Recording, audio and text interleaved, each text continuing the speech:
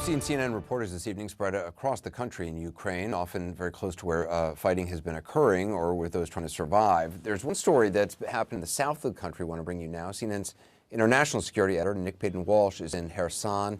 Nick, there's a recording between Ukrainian and Russian forces that occurred. What happened? Yeah, it's a really sort of dark episode which was cast by the Ukrainian President Zelensky as a moment of heroism. Snake Island off the coast of Odessa, where we were yesterday, where we heard explosions at dawn in the distance, and they persisted intermittently throughout the morning. Always hard to know exactly what was being hit. Some of them were ferocious, so we could hear their impact from miles away. And Snake Island is off the coast of Odessa, some distance in fact, and appears to have been attacked by a Russian warship. And on it, the population is basically just Ukrainian soldiers defending it. Here's the intercept of the conversation between them and the Russian forces that approached them.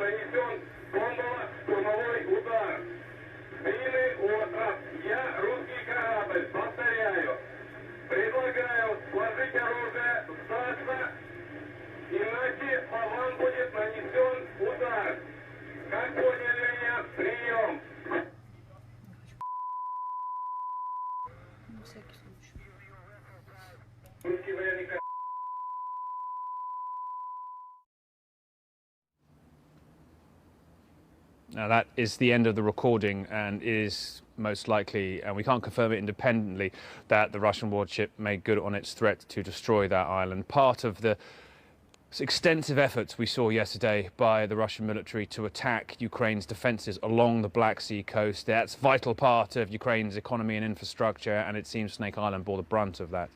Anderson? What's the latest you've been seeing in the region? Yeah, look, we are in a key town, Kherson, on the way up from Crimea. That's for 8 years been illegally held by Russia, and their forces have been trying to move up. We heard intensive fighting to the east of this town when we came in last night, and that was centred around a key bridge that goes from the sort of the Russian-held side of the river Dnieper over to this side still held by Ukrainian forces. It seemed like the Russians had in fact moved over that bridge yesterday, and we don't quite know what they did. There were suggestions they may have peeled off past the town. We heard small arms fire in the town on its outskirts during the night, and there were persistent low-flying jets that sort of swooped in, buzzing the town. Unclear whose they were. They're more likely, I'd have to say, given the frequency, Russians. We heard some distant airstrikes too, and just this morning there was another low-flying jet that came in too. So clearly fighting continues for this key river, and that essentially, I think many argue, might be about defining the future borders of whatever we see down the line here. The Dnieper River runs straight up